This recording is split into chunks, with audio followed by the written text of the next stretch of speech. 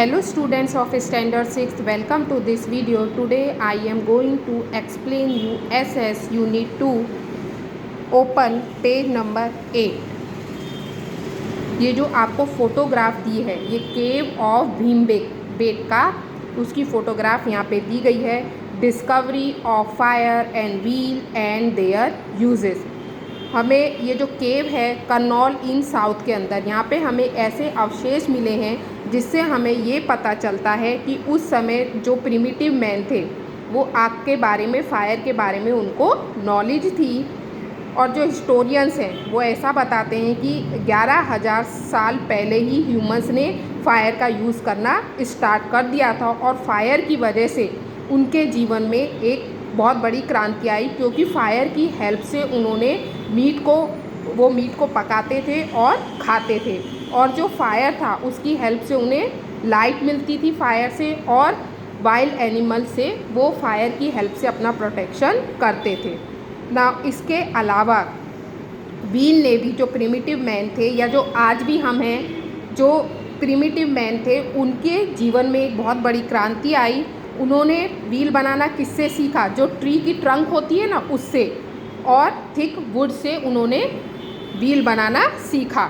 ऐसा बोलते हैं कि किसी ने एक जो ट्री की ट्रंक थी उसको पहाड़ पे से लुढ़कते हुए देखा और इस तरह से उन्होंने व्हील का इन्वेंशन, व्हील की डिस्कवरी की प्रिमिटिव मैन ने।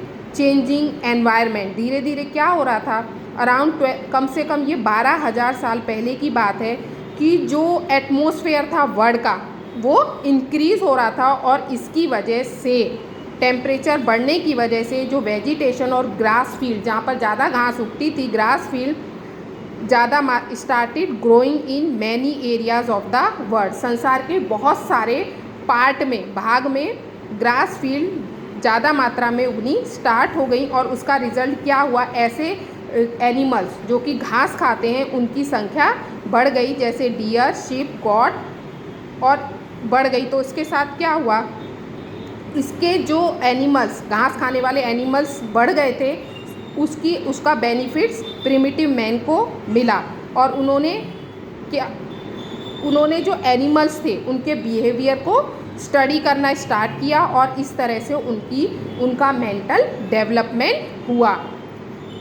वो एनिमल्स के कांटेक्ट में, दे केम इन कांटेक्ट विद ग्रास, वो इसकी वजह से किसके कांटेक्ट में आए, ग्रास, ट्रीज, वेजिटेशन, और इसके साथ wheat, barley and other grains due to climate change. Climate change हो रहा था, इसी की वजह से वो इन सब के कांटेक्ट में आए।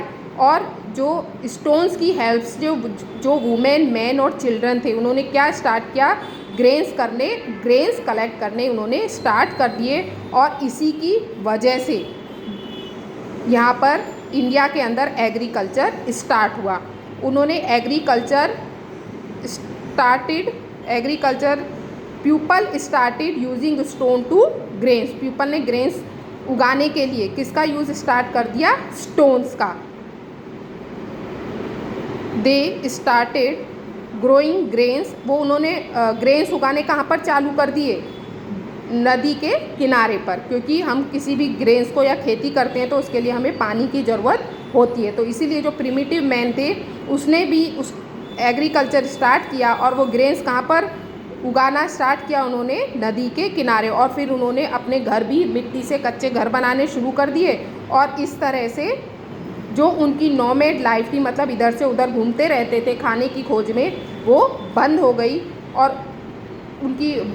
और क्या हुआ, उनकी जो लाइफ थी वो सेटल हो गई। और उनका पहला फ्रेंड, पहला कंपेनियन कौन था, डॉग। और इसके अलावा वो बहुत सारे जो एनिमल्स हैं उनके साथ फैमिलियर हुए, जैसे sheep, got, cow, buffalo, pig etcetera.